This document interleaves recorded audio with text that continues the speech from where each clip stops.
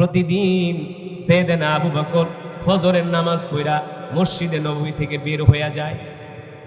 আবু বকর মরুভূমির মধ্যে চলে যায়। প্রতিদিন মাসের পর মাস, বছরের পর বছর সাহাবীরা ওমরের কাছে যায়, বলে ওমর জানেননি প্রতিদিন আমাদের খলিফা ফজরের নামাজ পড়া মসজিদ থেকে বের হয়ে মরুভূমির মধ্যে চলে যায়। অনেকক্ষণ সময় মরুভূমিতে অপেক্ষা করে আবার আসে, কিন্তু সে কোথায় যায় আমরা কেউ জানি না।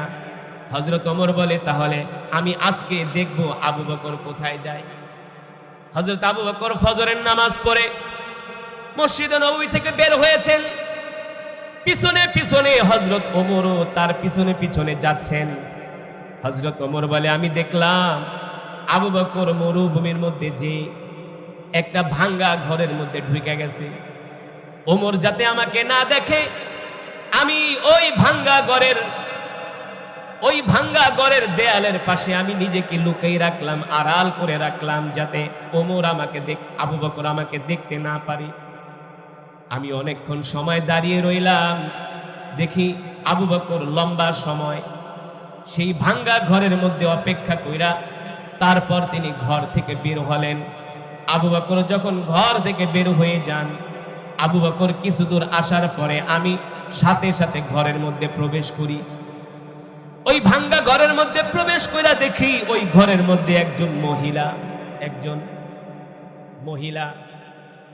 কিন্তু আমি ঘরের ভিতরে ঢুকলাম, মহিলা কোনো কথা বলল না। আমি অনেকক্ষণ দাঁড়িয়ে রইলাম, মহিলার কোনো আওয়াজ নাই, কোনো সারা শব্দ নাই। আমি একটু কাছে যে দেখলাম, আমি বুঝতে পারলাম এই মহিলা হলো অন্ধ মহিলা। সে চোখে দেখে না, অন্ধ মহিলা। যদি অন্ধ না হইতো আমি তো ঘরে ঢোকার সাথে সাথে বলতো তুমি কে, কিন্তু সে চোখে দেখে না, অন্ধ। আমি বুঝতে পারলাম মহিলা অন্ধ, চোখে দেখে না। শুধু চোখেই দেখে না, মহিলা এতটা বয়স হয়েছে, বয়সের বারে হাঁটতেও পারে না, চলতে পারে না। সে একজন বিকলাঙ্গ মাজুর, বয়স্ক অন্ধ একজন মহিলা।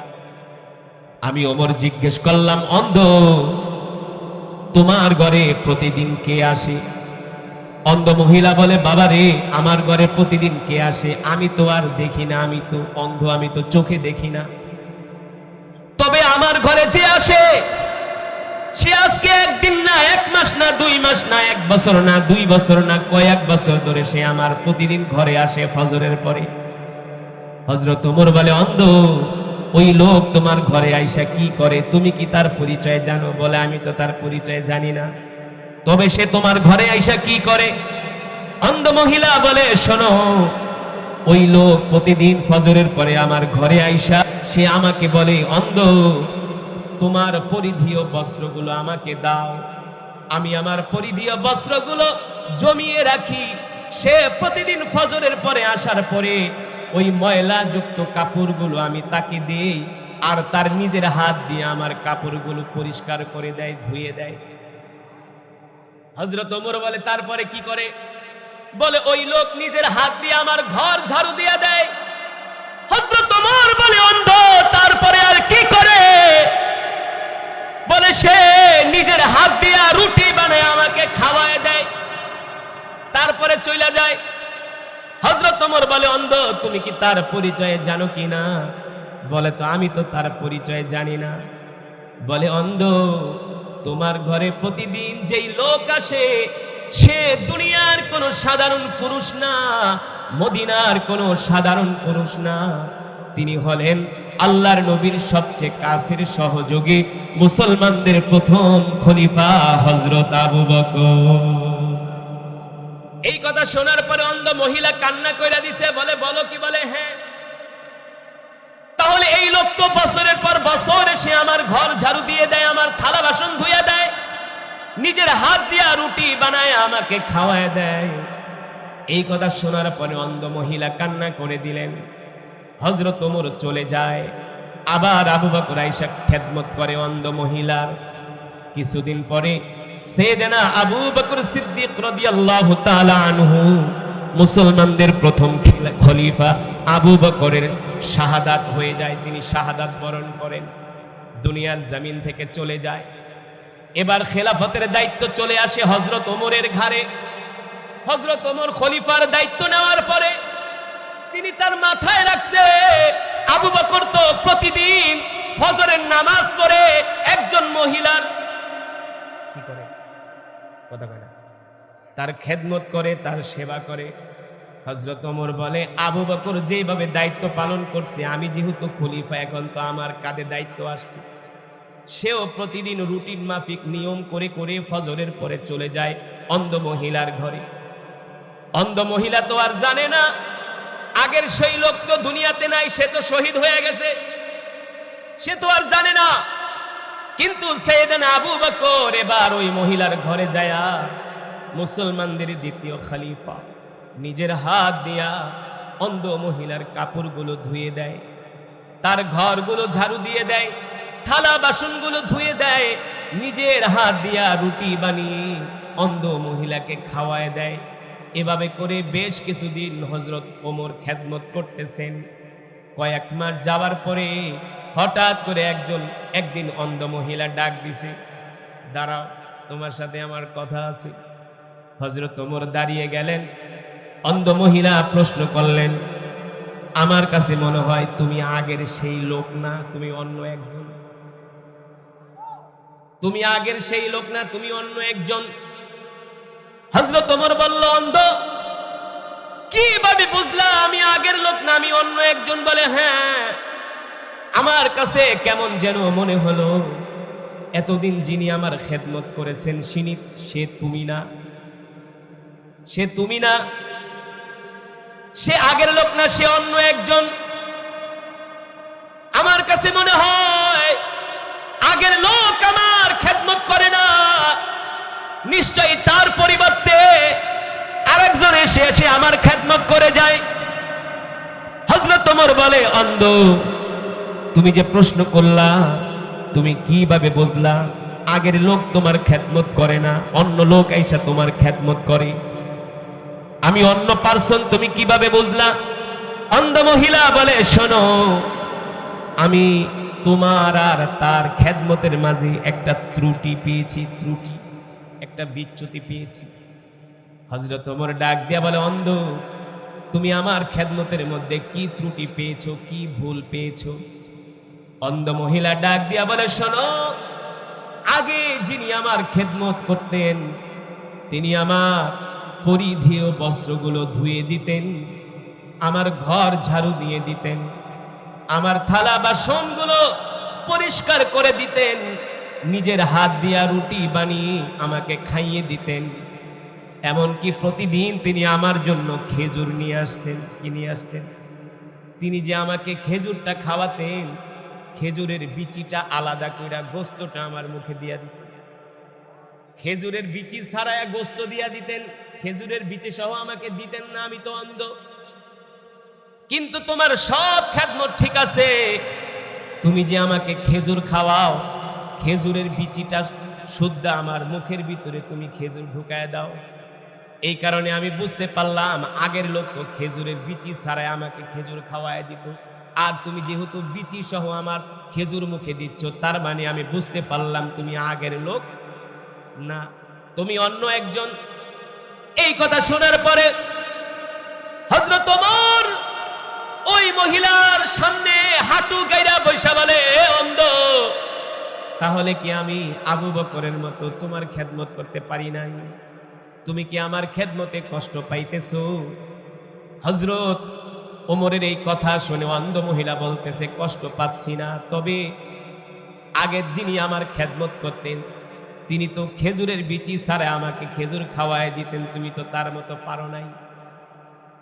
এই কথা যদি দুনিয়ার কোন নেতা, কোন এমপি মন্ত্রী, কোন মিনিস্টার, কোন প্রধানমন্ত্রীকে বলতো বেটা কালকার থেকে তোর খেদমত বন্ধ, আইসা তোমার রুটি বানায় দিয়ে খাওয়ায় দিয়ে তোমার মন ভরে না?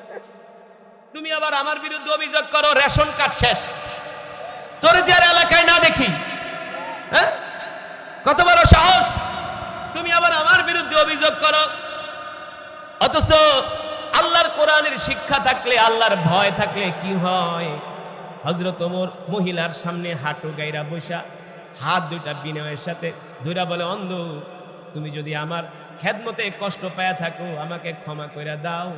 কাল হাসরের ময়দানে আল্লাহর আদালতে ওমরের বিরুদ্ধে আল্লাহ তাআলার কাছে নালিশ করো না, মামলা দায়ের করো না। হযরত ওমর বলতেছে, যদি তুমি আমার খেদমতে কষ্ট পাও দুনিয়ার জমিনে ক্ষমা করে দাও, হাসরের ময়দানে আল্লাহর আদালতে আমার বিরুদ্ধে মামলা দায়ের করো না। আল্লাহু আকবার। এই কথা বইলা হযরত ওমর দৌড় দিয়া চলে গেছেন হযরত আবু বকরের কবরের পাশে। তিনি তো আল্লাহর রাসূলের পাশে শুয়ে আছেন মসজিদে নববীতে। হযরত ওমর যায় বলে, আল্লাহ রাসূল দেখে আমাদের আবু বকর কত সুন্দর কইরা জনগণের খেদমত কইরা গেছে। অন্ধ মহিলার কাপড় ধুয়ে দিছে, রুটি বানিয়ে দিছে, ঘর ঝাড়ু দিয়ে দিয়েছে, খেজুরের বিচি আলাদা করে মহিলাকে খাওয়ায় দিছে। আমি ওমর তো এইভাবে কইরা ওই মহিলার খেদমত করতে পারি নাই। আবু বকর আপনি আমাদের কত একজন ভালো খলিফা ছিলেন, আপনি তো আমাদের কাঁধে দায়িত্ব আরো কঠিন করে গেছেন। আবু বকর আপনার মতো তো এত কঠিন করে দায়িত্ব পালন করতে পারলাম না। এই কথা বলে হযরত ওমর বলে, আল্লাহ আমরা আবু বকরের উপরে খুশি, আপনি আবু বকরের উপরে খুশি হয়ে যান, আবু বকরের উপরে খুশি হয়ে যান। এই হলো মুসলমানদের খলিফা সাইয়েদনা আবু বকর, সাইয়েদনা ওমর। এই ঘটনাগুলো আমাদেরকে পড়ানো হয় না, স্কুল কলেজে শেখানো হয় না। এমনকি টকশোর মধ্যে আলোচনা করে মহাত্মা গান্ধীর জীবনী নিয়ে, নেলসন ম্যান্ডেলার জীবনী নিয়ে, ঠিক কিনা বলেন? জর্জ বুশের জীবনী নিয়ে আলোচনা করা হয়। অথচ টকশোর মধ্যে যদি আল্লাহ রাসূল কিভাবে রাষ্ট্র পরিচালনা করেছেন, সাইয়েদনা আবু বকর, সাইয়েদনা ওমর, সাইয়েদনা উসমান, সাইয়েদনা আলী কিভাবে রাষ্ট্র পরিচালনা করেছেন, এগুলো নিয়ে যদি টকশোর মধ্যে আলোচনা করা হয় তাহলে দেশের মুসলমান সবাই আল্লাহওয়ালা হয়ে যাবে। আর আল্লাহওয়ালা হয়ে গেলে তো তাদের চুরি চামারি বন্ধ হয়ে যাবে। তেল চুরি, কম্বল চুরি, লবণ চুরি আর ডাল চুরি করতে পারবে না। মহাসড়কের আলকাতরা পর্যন্ত বিক্রি করে খায়া ফেলা হয়, ঠিক কিনা বলে? 6 নাম্বার ইট দিয়া রাস্তা ঢালাই দেয়। একটা রাস্তা ঢাকা শহরে কাইটা রাখলে 2 বছরে আর খবর থাকে না। এই হলো আধুনিক বাংলাদেশ। আর মোল্লাদের বাংলাদেশ। আফগানিস্তান আলটিমেটাম দিয়ে দিছে, এই কন্ট্রাক্টর কাজ নিছোস 6 মাসের ভিতরে কাজ কমপ্লিট করবে। ওই দিন দেখলাম ইমারত ইসলামিয়া আফগানিস্তানের যিনি স্বরাষ্ট্রমন্ত্রী তিনি যায় রাস্তা মাপতেছেন যে 6 ইঞ্চি ঢালাই দিছোস না 1 ইঞ্চি কমাইছোস, 1 ইঞ্চি চুরি করছোস না 6 ইঞ্চি ঠিক দিছোস। বলে 1 ইঞ্চি ঢালাই যদি কম দেস মহাসড়কে কল্লা ফেলে দিবে, ঠিক কিনা বলেন? এই কারণে বলবো মুসলমান, কোরআন কোনো সস্তা বিষয় না। কোরআন শুধু খতম পড়ার জন্য না, তাবিজ লেখার জন্য না, জার ফুক দেওয়ার জন্য নয়। কোরআন দিয়ে রাষ্ট্র পরিচালনা করতে হবে। হাইকোর্ট, সুপ্রিম কোর্ট আল্লাহর কোরআনের আইন দিয়ে বিচার করতে হবে, ঠিক কিনা বলেন?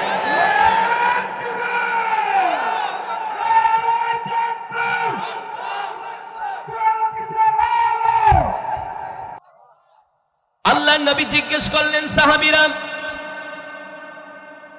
এত সুন্দর করে চমৎকার সুরে কে কোরআনুল কারীমের তেলাওয়াত করতেছে? আমার কাছে কোরআনের তেলাওয়াত তো চমৎকার লাগছে। সাহাবায়ে কেরাম উত্তর দিলেন, ওগো আল্লাহর নবী, আপনার প্রিয় সাহাবী আবু মুসা আশআরী কোরআন পড়তেছে। আপনার প্রিয় সাহাবী আবু মুসা আশআরী মসজিদে নববীতে বসে কোরআন পড়তেছে। আল্লাহর নবী বিশ্ব নবী রাহমাতুল লিল আলামিন বলে, আহ ও সাহাবীরা, আমার সাহাবীর তেলাওয়াত কতই না সুন্দর। সুবহানাল্লাহ বলেন। সাহাবীরা তোমরা দাঁড়াও, কেউ তোমরা সামনের দিকে হাঁটবা না, কদম বাড়াবা না, যে যেখানে দাঁড়িয়ে আছো দাঁড়িয়ে থাকো। এই কথা বলার পরে আল্লাহর নবী বিশ্ব নবীও জায়গার মধ্যে দাঁড়ায় গেলেন। আল্লাহ রাসূল বলে, শোনো, কেউ কোনো কথা বলবা না, আল্লাহ নিজে বলছে কোরআন তেলাওয়াত করার সময় কথা বলা হারাম, ঠিক কিনা বলেন? কোরআন তেলাওয়াত করার সময় কথা বলা নিষেধ। আল্লাহ নবী বলে কথা বলবা না, তোমরা দাঁড়িয়ে যাও, আমিও দাঁড়িয়ে দাঁড়িয়ে আমি আমার সাহাবীর তেলাওয়াত শুনবো। সুবহানাল্লাহ বলেন। যুবক রে, ও মুসলমান, বিশ্ব নবী রাহমাতুল লিল আলামিন, যার হাতে থাকবে জান্নাতের চাবি, ঠিক কিনা? যিনি হলেন দোজাহানের বাদশা, যিনি হলেন রাহমাতুল লিল আলামিন, কাল হাসরের ময়দানে সমস্ত পয়গম্বররা পর্যন্ত ইয়া নাফসি বলবে, পয়গম্বররা পর্যন্ত ভীত সন্ত্রস্ত হয়ে যাবে। কিন্তু তোমার আমার কলিজার টুকরা বিশ্ব নবী রাহমাতুল লিল আলামিন, কাল হাসরের ময়দানে আল্লাহ তাআলা নবীকে ডাক দিয়া বলবেন, হাবিব, আজকে আমি আল্লাহ যে হাসরের ময়দান কায়েম করব, এই হাসরের ময়দান হবে আপনার আর আমার মাঝে। সুবহানাল্লাহ বলেন। তৃতীয় কেউ থাকবে, তৃতীয় কোনো পক্ষ নাই, শুধু আপনার আমার মাঝে থাকবে। সুবহানাল্লাহ বলেন। আমি আল্লাহ আপনার চেহারা মোবারকের দিকে তাকায় থাকবো। আপনি আপনার যেই উম্মতের জন্য সুপারিশ করবেন, আমি আল্লাহ তাকে বিনা হিসাবে জান্নাত দিয়ে দিব। হাদিস শরীফের মধ্যে আসছে, সমস্ত নবীরা বলবে, ইয়া নাফসি ইয়া নাফসি। ও যুবক, আর তোমার আমার নবী বলবে, ইয়া উম্মতি ইয়া উম্মতি। সুবহানাল্লাহ বলেন। যেই নবী হাসরের ময়দানে সেজদা দিয়া কান্না করবে, ইয়া উম্মতি ইয়া উম্মতি, আল্লাহ তাআলা জিবরাইলকে পাঠাবেন, জিবরাইল যাও যাও আমার হাবিব মুহাম্মদ সাল্লাল্লাহু আলাইহি সাল্লামকে যায় ডাক দিয়া বলো, আমার হাবিব কেন কান্না করে, আমার হাবিব কেন আজকে হাসরের ময়দানে সিজদা দিয়া কান্না করে, আমি আমার হাবিবের কান্না সইতে পারি না। জিবরাইল আলাইহিস সালাম জমিনে এসে আল্লাহ নবীকে বলবেন, বুখারীর বর্ণনায় আসছে, ইয়া মুহাম্মদ ইরফা রাসাক। ও আল্লাহর পয়গম্বর মুহাম্মদ সাল্লাল্লাহু আলাইহি সাল্লাম, আপনি আপনার সিজদা উঠান। আপনি কাঁদেন কেন? আজকে তো আপনার কাঁদার সময় না, আজকে হলো আপনার হাসার সময়। সুবহানাল্লাহ বলেন। দুনিয়াতে অনেক কাঁদছেন, আর কাঁদবেন না। আপনি তো দোজাহানের বাদশা, আপনি কেন কাঁদবেন? পয়গম্বর রাহমাতুল লিল আলামিন বলবে, এই জিবরাইল, আমি তো আমার উম্মতের জন্য কাঁদতেছি, আজকে আমার উম্মতের কি হবে? জিবরাইল আলাইহিস সালাম ডাক দিয়া বলবে, আল্লাহ তাআলা আপনার জন্য সুসংবাদ পাঠিয়েছেন, আপনি কাঁদবেন না। ইশফাতু শাফা, ইশফাতু শাফা।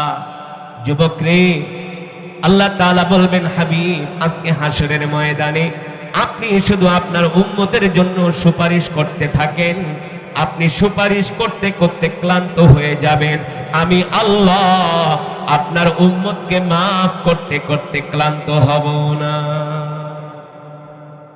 আপনার হাতে থাকবে জান্নাতের চাবি। সুবহানাল্লাহ বলেন। ও যুবক, যেই নবীর এত মর্যাদা, যেই নবীর এত সম্মান, ঠিক কিনা বলেন? যেই নবীকে সৃষ্টি না করলে আল্লাহ তাআলা তামাম পৃথিবীর কিছুই সৃষ্টি করতেন না,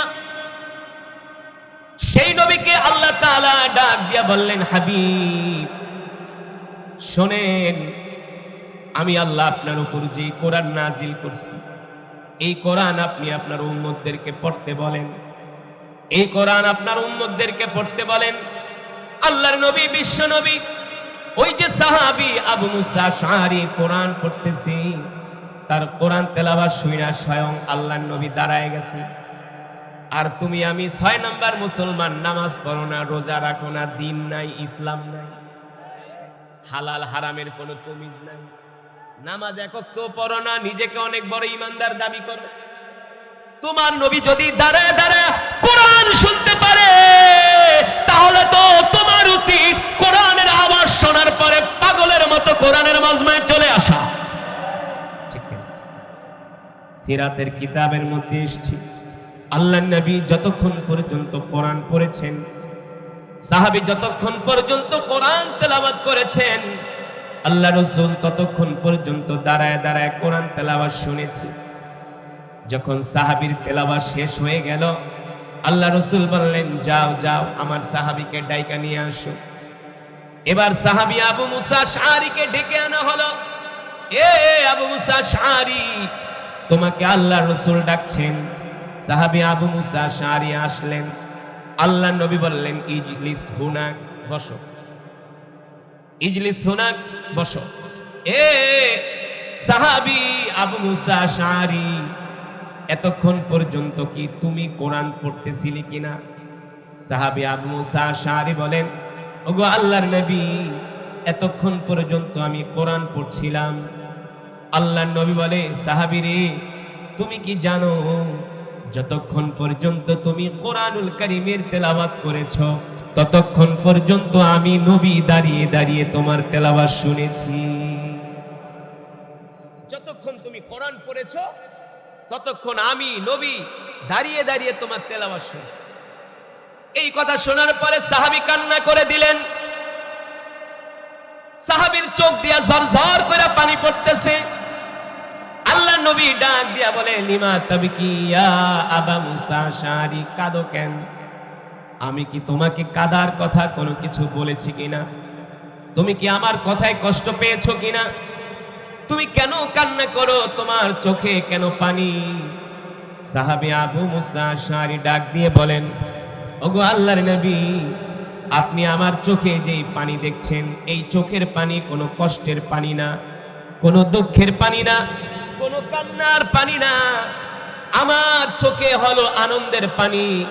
সাহাবী আবু মুসা আশআরী বলে, ওগো আল্লাহর নবী, যে কোরআন আল্লাহ তাআলা আপনার উপরে নাজিল করেছে, আর আমি একজন ছোট মানুষ, আমি কোরআন পড়েছি, আপনি দাঁড়িয়ে দাঁড়িয়ে আমার তেলাওয়াত শুনেছেন, আসমানের নিচে জমিনের উপরে আমার কাছে এর চাইতে আর খুশির খবর হতে পারে না। আল্লাহ নবী ডাক দিয়া বলেন, সাহাবী রে, আমার কাছে মনে হয়েছে আল্লাহ তাআলা তোমার কণ্ঠের মধ্যে দাউদের কণ্ঠ দান করছে, পয়গম্বর দাউদের কণ্ঠ দান করছে। ও যুবক, পয়গম্বর দাউদ আলাইহিস সালামকে আল্লাহ তাআলা এমন একটা কণ্ঠ দিয়েছিলেন। পয়গম্বর দাউদ আলাইহিস সালাম যখন জাবুর থেকে তেলাওয়াত করতেন, আকাশের উড়ন্ত পাখি উড়া বন্ধ করে জমিনে বসে যেত, সমুদ্রের মাছগুলো লাফিয়ে লাফিয়ে উঠে পয়গম্বর দাউদের জাবুরের তেলাওয়াত শুনতো। আল্লাহু আকবার। আল্লাহর নবী প্রশংসা করছেন আর বলছেন, সাহাবী রে, তোমার তেলাওয়াত শুনে আমার কাছে মনে হয়েছে আল্লাহ তাআলা তোমার কণ্ঠের ভিতরে পয়গম্বর দাউদের কণ্ঠ দান করছেন। এবার সাহাবী আবু মুসা আশআরীকে আল্লাহ নবী বলতেছেন, সাহাবী, এই যে তুমি এত সুন্দর করে কোরআন পড়তে পারো, তুমি কি জানোনি তোমার জন্য আল্লাহ তাআলা কি পুরস্কার রেখেছেন? সাহাবী আবু মুসা আশআরী বলেন, ওগো আল্লাহর নবী, আমি তো জানি না, আল্লাহ আল্লাহ রাসূলই ভালো জানেন। আল্লাহ নবী বলে, সাহাবী রে, এই যে তুমি এত সুন্দর করে কোরআন পড়ো, মানুষদেরকে কোরআন শোনাও, এই জন্য আল্লাহ তাআলা তোমার জন্য জান্নাতের দরজা খুলে রেখেছে। জান্নাতের দরজা খুলে রেখেছে। জান্নাতে যাবার জন্য সহজ পথ হলো আল্লাহর কোরআন, ঠিক কিনা বলে? কিন্তু দুঃখের বিষয়, আজকে আমরা মুসলমানরা সেই কোরআন পড়তে পারি না, সেই কোরআন পড়তে জানি না, ঠিক কিনা বলে? অথচ মুসলমান যুবক, আল্লাহ তাআলা এই কোরআন আমাদেরকে কেন দিয়েছেন এটাও তো আমরা মুসলমানরা জানি না। মুসলমান মনে করছে আল্লাহ শুধু আমাদেরকে কোরআন দিয়েছে খতম করার জন্য। মুসলমান মনে করে আল্লাহ শুধু কোরআন দিয়েছে মিলাদ পড়ার জন্য, আল্লাহ শুধু কোরআন দিয়েছে তাবিজ লেখার জন্য, আল্লাহ শুধু কোরআন আমাদেরকে দিয়েছেন জারফুক করার জন্য। বাপ মরে যাবে, 40 দিন পরে 10 জন ইমাম দাওয়াত দিয়া 10টা গরু জবাই করায়া, ইমামদেরকে দাওয়াত দিয়া মিলাদ পড়ায়া, খতম পড়ায়া, বিরিয়ানি রান্না কইরা এলাকার সব মানুষদেরকে পাইকারি দরে খাওয়াবে। তারা মনে করেছে আল্লাহ এই জন্য কোরআন নাজিল করেছেন। আল্লাহর কসম কইরা বলি মুসলমান, এই জন্য আল্লাহ কোরআন নাজিল করেন নাই। শুধু খতম পড়ার জন্য কোরআন নাজিল হয় নাই, জারফুক দেওয়ার জন্য কোরআন নাজিল হয় নাই, তাবিজ লেখার জন্য কোরআন নাজিল হয় নাই, পানি পড়ার জন্য কোরআন নাজিল হয় নাই। তাহলে প্রশ্ন আসে, হুজুর আল্লাহ কোরআন কেন নাজিল করেছেন? আল্লাহ তাআলা কোরআন এই জন্য নাজিল করছেন, কোরআন কোনো সস্তা জিনিস না। কোরআন এত সস্তা জিনিস না। এই কোরআনের সাথে যারাই সম্পর্ক করেছে আল্লাহ তাদেরকে দুনিয়া আখিরাতে সম্মান দিয়েছে, সম্মানিত করেছেন। যারা এই দুনিয়ার জমিনে কোরআনকে আঁকড়ে ধরেছে, খাদিমুল হারামাইন শরীফাইন কাবার খতিব ডক্টর শেখ আব্দুর রহমান আস-সুদাইস একমাত্র কোরআনের কারণে আল্লাহ তার মর্যাদা বাড়িয়ে দিয়েছে। ঠিক কিনা বলেন? এই কোরআন কোনো সস্তা বিষয় নয়, এই কোরআন কোনো সস্তা জিনিস না। একটা কোরআনের অক্ষরকে যদি এক পাল্লায় দেওয়া হয়, জান্নাতকেও যদি এক পাল্লায় দেওয়া হয়, আল্লাহর কসম করে বলি একটা কোরআনের অক্ষর জান্নাতের চাইতে ভারী হয়ে যাবে, জান্নাতের চেয়ে মূল্যবান হয়ে যাবে, দামি হয়ে যাবে আল্লাহর কোরআনের একটা অক্ষর। কি মনে করছে? কিন্তু আমরা মুসলমান মনে করি আল্লাহ কোরআন শুধু আমাদেরকে দিছে খতম আর মিলাদ আর জারফুক আর তাবিজ দেওয়ার জন্য না। আমাদের প্রতি আল্লাহর কোরআনের হক আছে। কি আছে? জোরে বলেন। আপনার প্রতি আপনার সন্তানের হক আছে। আপনার সন্তান যদি আপনার হক আদায় না করে আপনার কষ্ট লাগে কি লাগে না? রাগ লাগে কি লাগে না? মাঝে মাঝে অনেক বৃদ্ধরা এসে বলে, হুজুর বুকটা ফেটে যায়, আমার সন্তান আমার হক আদায় করে না। কলিজা ফাইটা যায়, আমার সন্তান আমার হক আদায় করে না, আমার স্ত্রী আমার হক আদায় করে না, আমার ছোট ভাই বোনেরা আমার হক আদায় করে না। দুনিয়ার মানুষের হক যদি আদায় না হয়, তার জন্য যদি কষ্ট লাগে, আল্লাহ তাআলা আমাদেরকে যে কোরআন দিয়েছেন, আমরা যদি সেই কোরআনের হক আদায় না করি, আল্লাহ তাআলার কষ্ট লাগে কি লাগে? জোরে বলে, লাগে কি লাগে না? তাহলে আমাদেরকে জানতে হবে, বুঝতে হবে আমাদের প্রতি কোরআনের কি হক, জানার দরকার আছে কি আছে না?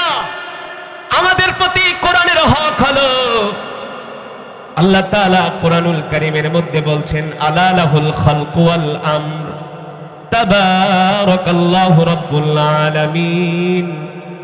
আমাদের প্রতি কোরআনের হক হলো, এক নম্বরের হক কোরআন তেলাওয়াত করতে হবে। দুই নম্বরের হক কোরআন অনুযায়ী আমাদেরকে চলতে হবে, কোরআন অনুযায়ী আমল করতে হবে। তিন নম্বরের হক আলা লাহুল খালকু ওয়াল আমরু তাবারাকাল্লাহু রাব্বুল আলামিন। আল্লাহ রাব্বুল আলামিন কোরআনুল কারীমের মধ্যে বলছেন, নবী দুনিয়ার মানুষদেরকে বলে দেন, আলা লাহুল খালকু ওয়াল আমর তাবারাকাল্লাহু রাব্বুল আলামিন। সৃষ্টি যার, আইন চলবে তার। সৃষ্টি যার, জমিন যার, বিধান চলবে তার। ঠিক কিনা বলে? এই কোরআন দিয়ে রাষ্ট্র পরিচালনা হবে, কোরআন দিয়ে সংসদ চলবে, কোরআন দিয়ে হাইকোর্ট, সুপ্রিম কোর্ট, জজ কোর্ট, কোরআন দিয়ে বিচার করতে হবে। তাহলে কেউ ন্যায় বিচার থেকে বঞ্চিত? এখনকার আদালত, যার পকেটে পয়সা আছে তার পকেটে মামলার রায় আছে। ঠিক কিনা বলেন? 50,000 টাকার ভান্ডিল জজ সাহেবকে দিলে রাতারাতি মামলার রায় পাল্টায় যায়, রায় পাল্টায় যায়। যার অর্থ আছে তার দুনিয়ার সব আছে, যার ক্ষমতা আছে তার সব আছে। ঠিক কিনা বলেন? যদি কোরআন দিয়ে রাষ্ট্র পরিচালনা হয়, কোরআনের আইন যদি আল্লাহর জমিনে প্রতিষ্ঠা হয়, প্রত্যেকটা মুসলমান ধনী হোক, গরিব হোক, কালো হোক, সাদা হোক, যে বর্ণের হোক, যে গোত্রের হোক, সবাই সম অধিকার, সম মর্যাদা পাবে। এটা আল্লাহর কোরআন ছাড়া সুনিশ্চিত করা সম্ভব? তাহলে কোরআন দিয়ে রাষ্ট্র পরিচালনা করলে কি হয়? কোরআন দিয়ে রাষ্ট্র পরিচালনা করলে দুনিয়ার কোনো মানুষ না খায়া মরবে না, সেই হোক মুসলমান অথবা মুসলিম। ঠিক কিনা বলেন? হযরত ওমর যেই দিন রাষ্ট্র ক্ষমতায় আসলেন, খেলাফতের দায়িত্ব নিলেন, হযরত ওমর ঘোষণা করলেন, ওমরের রাজ্যে ওমরের দেশে একটা ফোরাতের তীরে যদি একটা কুকুরও না খায়া মরে, কাল হাসরের ময়দানে ওমরকে আল্লাহর আদালতে জবাব দিতে হবে। ঠিক কিনা বলে? মুসলমানদের প্রথম খলিফা নাম কি? জোরে বলে। আবু বকর। কে? মুসলমানদের প্রথম খলিফার নাম কি? জোরে বলেন। এই ঘটনা, এই গল্পগুলো এখন আর স্কুল কলেজে পড়ানো হয় না। এই কারণে আমাদের সন্তানগুলো ইসলাম থেকে, দিন থেকে দূরে সরে গেছে।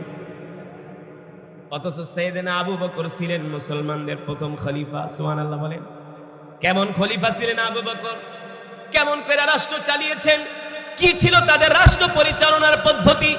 তারা কোরআন দিয়া রাষ্ট্র পরিচালনা করেছেন, কোরআন দিয়া তারা বিচার কার্য পরিচালনা করেছেন। সাইয়েদনা আবু বকর রাদিয়াল্লাহু তাআলা আনহু তিনি যখন মদিনার খলিফা,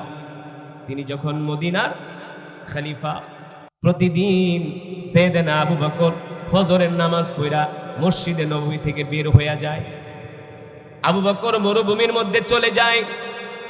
প্রতিদিন মাসের পর মাস, বছরের পর বছর সাহাবীরা ওমরের কাছে যায়, বলে ওমর জানেননি প্রতিদিন আমাদের খলিফা ফজরের নামাজ পড়া মসজিদ থেকে বের হয়ে মরুভূমির মধ্যে চলে যায়, অনেকক্ষণ সময় মরুভূমিতে অপেক্ষা করে আবার আসে, কিন্তু সে কোথায় যায় আমরা কেউ জানি না। হযরত ওমর বলে তাহলে আমি আজকে দেখব আবু বকর কোথায় যায়। হযরত আবু বকর ফজরের নামাজ পড়ে মসজিদে নববী থেকে বের হয়েছেন। পিছনে পিছনে হযরত ওমরও তার পিছনে পিছনে যাচ্ছেন। হযরত ওমর বলে আমি দেখলাম আবু বকর মরুভূমির মধ্যে যে একটা ভাঙ্গা ঘরের মধ্যে ঢুকে গেছে। ওমর যাতে আমাকে না দেখে আমি ওই ভাঙ্গা ঘরের দেয়ালের পাশে আমি নিজেকে লুকিয়ে রাখলাম, আড়াল করে রাখলাম, যাতে ওমর আমাকে আবু বকর আমাকে দেখতে না পারে। আমি অনেকক্ষণ সময় দাঁড়িয়ে রইলাম, দেখি আবু বকর লম্বা সময় সেই ভাঙ্গা ঘরের মধ্যে অপেক্ষা কইরা তারপর তিনি ঘর থেকে বের হলেন। আবু বকর যখন ঘর থেকে বের হয়ে যান, আবু বকর কিছু দূর আসার পরে আমি সাথে সাথে ঘরের মধ্যে প্রবেশ করি। ওই ভাঙ্গা ঘরের মধ্যে প্রবেশ কইরা দেখি ওই ঘরের মধ্যে একজন মহিলা, কিন্তু আমি ঘরের ভিতরে ঢুকলাম, মহিলা কোনো কথা বলল না। আমি অনেকক্ষণ দাঁড়িয়ে রইলাম, মহিলার কোনো আওয়াজ নাই, কোনো সারা শব্দ নাই। আমি একটু কাছে যে দেখলাম, আমি বুঝতে পারলাম এই মহিলা হলো অন্ধ মহিলা। সে চোখে দেখে না, অন্ধ মহিলা। যদি অন্ধ না হইতো আমি তো ঘরে ঢোকার সাথে সাথে বলতো তুমি কে, কিন্তু সে চোখে দেখে না, অন্ধ। আমি বুঝতে পারলাম মহিলা অন্ধ, চোখে দেখে না। শুধু চোখেই দেখে না, মহিলা এতটা বয়স হয়েছে, বয়সের বারে হাঁটতেও পারে না, চলতে পারে না। সে একজন বিকলাঙ্গ, মাজুর, বয়স্ক অন্ধ একজন মহিলা। আমি ওমর জিজ্ঞেস করলাম, অন্ধ তোমার ঘরে প্রতিদিন কে আসে? অন্ধ মহিলা বলে, বাবা রে আমার ঘরে প্রতিদিন কে আসে আমি তো আর দেখি না, আমি তো অন্ধ, আমি তো চোখে দেখি না। তবে আমার ঘরে যে আসে সে আজকে একদিন না, 1 মাস না, 2 মাস না, 1 বছর না, 2 বছর না, কয়েক বছর ধরে সে আমার প্রতিদিন ঘরে আসে ফজরের পরে। হযরত ওমর বলে, অন্ধ ওই লোক তোমার ঘরে আইসা কি করে, তুমি কি তার পরিচয় জানো? বলে, আমি তো তার পরিচয় জানি না, তবে সে তোমার ঘরে আইসা কি করে? অন্ধ মহিলা বলে, শোনো, ওই লোক প্রতিদিন ফজরের পরে আমার ঘরে আইসা সে আমাকে বলে, অন্ধ তোমার পরিধেয় বস্ত্রগুলো আমাকে দাও। আমি আমার পরিধেয় বস্ত্রগুলো জমিয়ে রাখি। সে প্রতিদিন ফজরের পরে আসার পরে ওই ময়লা যুক্ত কাপড়গুলো আমি তাকে দেই, আর তার নিজের হাত দিয়ে আমার কাপড়গুলো পরিষ্কার করে দেয়, ধুয়ে দেয়। হযরত ওমর বলে, তারপরে কি করে? বলে, ওই লোক নিজের হাত দিয়ে আমার ঘর ঝাড়ু দিয়ে দেয়। হযরত ওমর বলে, অন্ধ তারপরে আর কি করে? বলে, সে নিজের হাত দিয়ে রুটি বানায় আমাকে খাওয়ায় দেয়, তারপরে চলে যায়। হযরত ওমর বলে, অন্ধ তুমি কি তার পরিচয় জানো কি না? বলে, তো আমি তো তার পরিচয় জানি না। বলে অন্ধ, তোমার ঘরে প্রতিদিন যেই লোক আসে সে দুনিয়ার কোনো সাধারণ পুরুষ না, মদিনার কোনো সাধারণ পুরুষ না, তিনি হলেন আল্লাহর নবীর সবচেয়ে কাছের সহযোগী, মুসলমানদের প্রথম খলিফা হযরত আবু বকর। এই কথা শোনার পরে অন্ধ মহিলা কান্না কইরা দিছে, বলে বলো কি? বলে হ্যাঁ। তাহলে এই লোক তো বছরের পর বছর এসে আমার ঘর ঝাড়ু দিয়ে দেয়, আমার থালা বাসন ধুইয়া দেয়, নিজের হাত দিয়া রুটি বানায় আমাকে খাওয়ায় দেয়। এই কথা শোনার পরে অন্ধ মহিলা কান্না করে দিলেন। হযরত ওমর চলে যায়, আবার আবু বকর আয়েশা খেদমত করে অন্ধ মহিলার। কিছুদিন পরে সাইয়েদনা আবু বকর সিদ্দিক রাদিয়াল্লাহু তাআলা আনহু, মুসলমানদের প্রথম খলিফা আবু বকরের শাহাদাত হয়ে যায়, তিনি শাহাদাত বরণ করেন, দুনিয়ার জমিন থেকে চলে যায়। এবার খেলাফতের দায়িত্ব চলে আসে হযরত ওমরের ঘাড়ে। হযরত ওমর খলিফার দায়িত্ব নেওয়ার পরে তিনি তার মাথায় রাখছে, আবু বকর তো প্রতিদিন ফজরের নামাজ পড়ে একজন মহিলার কি করে, কথা বলে, তার খেদমত করে, তার সেবা করে। হযরত ওমর বলে, আবু বকর যেভাবে দায়িত্ব পালন করছে, আমি যেহেতু খলিফা, এখন তো আমার কাঁধে দায়িত্ব আসছে।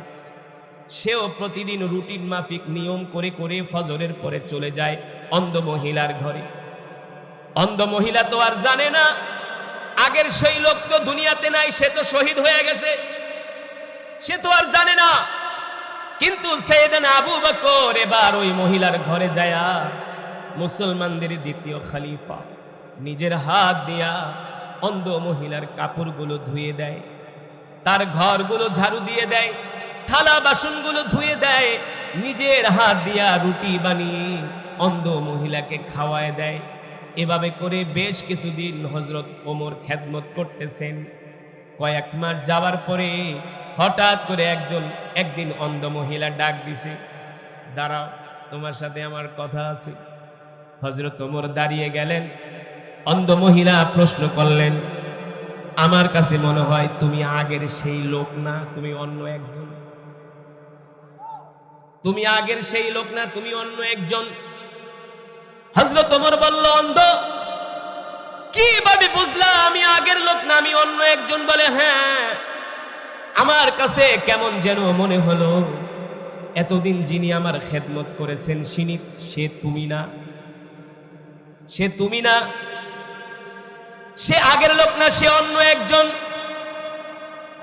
আমার কাছে মনে হয় আগের লোক আমার খেদমত করে না, নিশ্চয়ই তার পরিবর্তে আরেকজন এসে আমার খেদমত করে যায়। হযরত ওমর বলে, অন্ধ, তুমি যে প্রশ্ন করলা, তুমি কিভাবে বুঝলা আগের লোক তোমার খেদমত করে না, অন্য লোক আইসা তোমার খেদমত করে? আমি অন্য পার্সন, তুমি কিভাবে বুঝলা? অন্ধ মহিলা বলে, শোনো, আমি তোমার আর তার খেদমতের মাঝে একটা ত্রুটি পেয়েছি, একটা বিচ্যুতি পেয়েছি। হযরত ওমর ডাক দিয়া বলে, অন্ধ, তুমি আমার খেদমতের মধ্যে কি ত্রুটি পেয়েছো, কি ভুল পেয়েছো?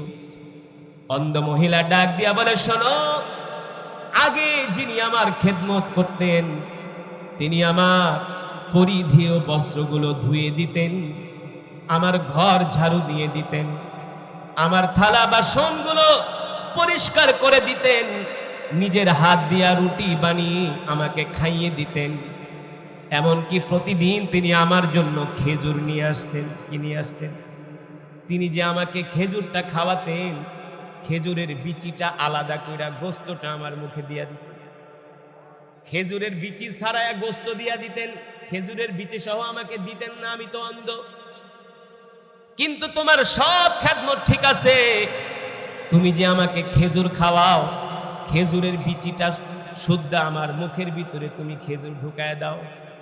এই কারণে আমি বুঝতে পারলাম আগের লোক তো খেজুরের বিচি ছাড়াই আমাকে খেজুর খাওয়ায় দিত, আর তুমি যেহেতু বিচি সহ আমার খেজুর মুখে দিচ্ছ, তার মানে আমি বুঝতে পারলাম তুমি আগের লোক না, তুমি অন্য একজন। এই কথা শোনার পরে হযরত ওমর ওই মহিলার সামনে হাঁটু গাইরা বৈশা বলে, অন্ধ, তাহলে কি আমি আবু বকরের মতো তোমার খেদমত করতে পারি নাই? তুমি কি আমার খেদমতে কষ্ট পাইতেছো?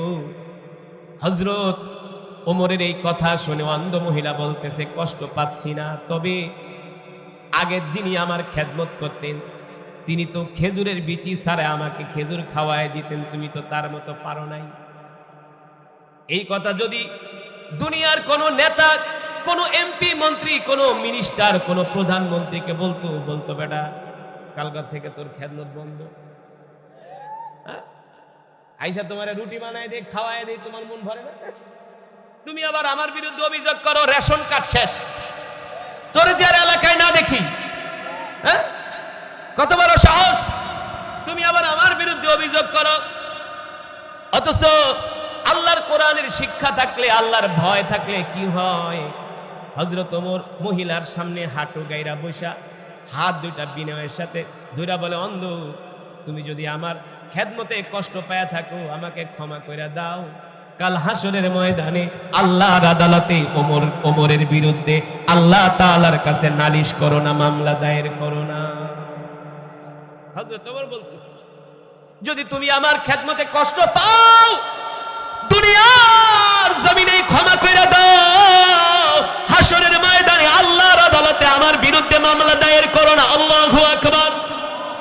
এই কথা বইলা হযরত ওমর দৌড় দিয়া চলে গেছেন হযরত আবু বকরের কবরের পাশে। তিনি তো আল্লাহর রাসূলের পাশে শুয়ে আছেন মসজিদে নববীতে। হযরত ওমর যায় বলে, আল্লাহ রাসূল দেখে আমাদের আবু বকর কত সুন্দর কইরা জনগণের খেদমত কইরা গেছে। অন্ধ মহিলার কাপড় ধুয়ে দিছে, রুটি বানিয়ে দিছে, ঘর ঝাড়ু দিয়ে দিয়েছে, খেজুরের বিচি আলাদা করে মহিলাকে খাওয়ায় দিছে।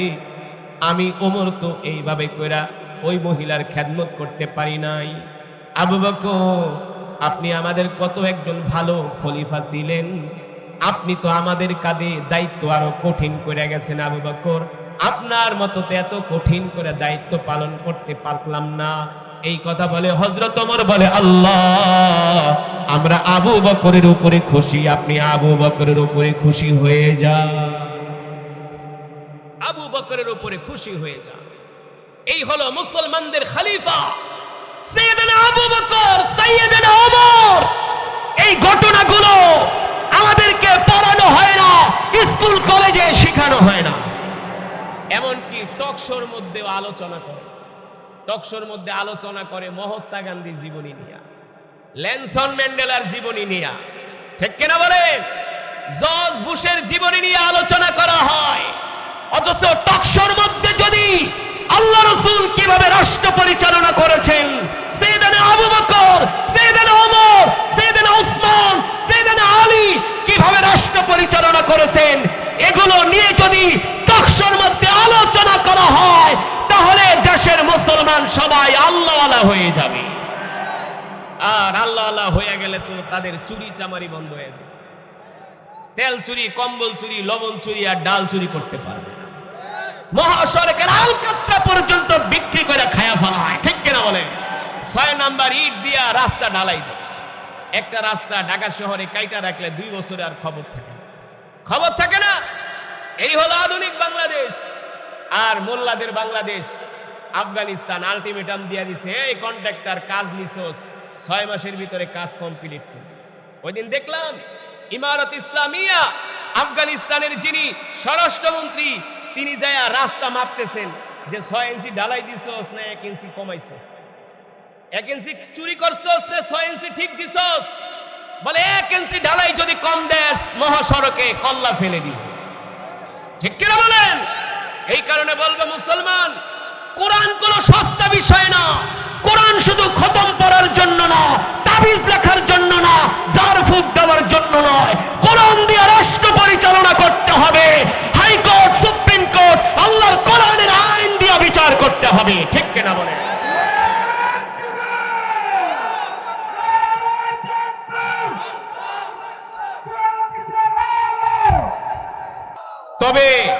তবে সারা পৃথিবীতে কোরআনের গণজাগরণ শুরু হয়েছে, ঠিক না? গত সপ্তাহে আমাদের একটি প্রোগ্রাম ছিল নর্থ সাউথ ইউনিভার্সিটিতে। সেখানে জাতীয় মসজিদের খতিব আব্দুল মালিক সাহেব, আমি ডক্টর মিজানুর রহমান আজহারি, শেখ আহমদুল্লাহ, প্রফেসর মুক্তার আমাদের 5 জনকে ইনভাইট করেছিল নর্থ সাউথ ইউনিভার্সিটি একটা প্রোগ্রামে। সেখানে প্রায় 10 থেকে 12 হাজার স্টুডেন্ট ছিল ওই প্রোগ্রামে। যখন আমি তেলাওয়াত করলাম, নর্থ সাউথ ইউনিভার্সিটির ছাত্ররা তারা বলে, হুজুর আমরা আল্লাহর কোরআনকে ভালোবাসি। ঠিক কিনা বলেন? আমরা কোরআনের জন্য আমরা আমাদের জান মাল আল্লাহর জমিনে দিতে রাজি আছি। সেই দিন ওই নর্থ সাউথের প্রোগ্রামে আমার তেলাওয়াত শোনার পরে নর্থ সাউথের যিনি head of control, chief founder, তিনি দৌড়াই স্টেজে আসছে। আইসা আমাকে জড়ায় ধরে বলে, হুজুর 24 বছর আগে নর্থ সাউথ ইউনিভার্সিটি প্রতিষ্ঠা করছি একটা কুয়ার মধ্যে 120 জন ছাত্র নিয়ে। এখন আমার ইউনিভার্সিটিতে প্রায় 30,000 স্টুডেন্ট। বলে, হুজুর আমি 24 বছরে কোনোদিন এমন করে কোরআন শুনি না যে কোরআন তেলাওয়াত এত সুন্দর, আমি জানতামই না। বলে, হুজুর আমার হার্ট টাচ করেছে, আমি প্লিজড হয়েছি, আমি অভিভূত হয়েছি, মুগ্ধ হয়েছি। আমি ওয়াদা দিলাম প্রতি বছর ইউনিভার্সিটিতে কোরআনের কনফারেন্স হবে। ওই দিন শাহবাগ গিয়েছিলাম। আমাদের প্রিয় ভাই, বাংলাদেশের সূর্য সন্তান, যাকে বলা হয় 1000 বছরের শ্রেষ্ঠ বাঙালি, ঠিক কিনা বলেন? কে? শরীফ ওসমান হাদি। শরীফ ওসমান হাদি, তার প্রোগ্রামে গিয়েছিলাম। Lakh lakh student, college university, তারা মাদ্রাসার কোন স্টুডেন্ট না। আপনার এই ভিডিওটা দেখছেন মনে হয়, প্রায় 1 কোটি মানুষ দেখে ফেলেছে। লক্ষ লক্ষ স্টুডেন্ট, হাজার হাজার ছাত্ররা এসে আমার জড়ায় ধরছে, বলে, হুজুর আপনারা কি মনে করছেন আমরা কোরআনকে ভালোবাসি, আমরা ইসলামকে ভালোবাসি, আমরা আপনাদেরকে ভালোবাসি। আমরা বলি আমরাও তোমাদেরকে ভালোবাসি। আমরা স্বপ্ন দেখি, আমরা স্বপ্ন বলি, আমাদের দিলের মধ্যে আকাঙ্ক্ষা কোন দিন আল্লাহর জমিনে আল্লাহর কোরআনের রাজ কায়েম হবে। ঠিক কিনা বলে? এটাই আমাদের মিশন, এটাই আমাদের ভিশন, এটাই আমাদের স্বপ্ন। ঠিক কিনা বলেন? যাতে আল্লাহর জমিনে আল্লাহর কোরআনের রাজ কায়েম হয়ে যায়। আপনারা চান কি চান না? আমরা আল্লাহর কাছে দোয়া করি, আল্লাহ তাআলা বাংলার জমিনকে কোরআনের জন্য কবুল করুন বলি আমিন। শান্তিময় একটা রাষ্ট্র হিসেবে বাংলাদেশকে কবুল করুন। আমরা বাংলাদেশে কোনো মারামারি, কাটাকাটি, হানাহানি চাই? আমরা মিলেমিশে হিন্দু, মুসলমান, বৌদ্ধ, খ্রিস্টান, যে দল করুক না কেন, যে মতের হোক না কেন, আমরা চাই একটা শান্তিপ্রিয় বাংলাদেশ। ঠিক কেন বলেন? আমরা কারো ক্ষমতার জন্য, নেতৃত্বের জন্য আমরা বাংলাদেশের মানুষ কারো মাথায় বাঁশ দিয়া বাড়ি দিতে রাজি না। আমরা চাই সুন্দর একটা বাংলাদেশ, আমরা চাই সুন্দর একটা রাষ্ট্র, সুন্দর একটা সমাজ। আল্লাহ তাআলা আমাদের সকলকে কোরআনের জন্য কবুল করুন বলি আমিন। তাহলে আজকের মাহফিলে এসে আপনারা খুশি নাকি বেজার? জোরে বলেন, খুশি নাকি বেজার? এই মাহফিলটা প্রতি বছর হোক, আপনারা চান? চান? যদি চান, বামনার টেক দারুল আরকাম মাদ্রাসার উদ্যোগে আজকের এই মাহফিল, আপনারা এই মাদ্রাসাকে ভালোবাসবেন, এই মাদ্রাসার সাথে থাকবেন, আপনারা প্রতি বছর এই মাদ্রাসার মাহফিলে আসবেন। আসলে আমি যখন প্রোগ্রামটা নিয়েছিলাম, আমি বলছিলাম আমি এশারের পরে আধা ঘন্টা থেকে 40 মিনিট সময় দিব, আমার আরেকটা প্রোগ্রাম আছে সোনারগাঁয়, সেখানে আমাকে যেতেই হবে। আমি সময় দিতাম 9:45 পর্যন্ত, কিন্তু 9:21 বাজে। তো আমি অনেক বেশি সময় এখানে দিয়েছি। আপনারা আমার জন্য দোয়া করবেন, আমিও আপনাদের জন্য দোয়া করব। কেউ উঠবেন না, একজন ওঠাউঠি করবেন না। হ্যাঁ, তেলাওয়াত অনেক লম্বা তেলাওয়াত হয়েছে, আবার আল্লাহ তাআলা যদি বাঁচিয়ে রাখে নেক্সট অন্য এক সময় তেলাওয়াত হবে, বয়ান হবে ইনশাআল্লাহ। আপনারা আল্লাহ সকলে বসেন, কে ওঠাউঠি করবেন না। আল্লাহ তাআলা এই মাহফিলকে কবুল করুন, এই মজমাকে কবুল করুন, এই মাদ্রাসাকে কবুল করুন। আজকের মাহফিলের প্রধান অতিথি, সভাপতি, বিশেষ অতিথি, আপনারা যারা এসছেন, এলাকার যুব সমাজ, এলাকার ধর্মপ্রাণ মুসলমান, আল্লাহ তাআলা সকলকে কবুল করুন। এই আশায় প্রত্যাশা ব্যক্ত করে আমি আমার সংক্ষিপ্ত আলোচনা এখানেই শেষ করছি।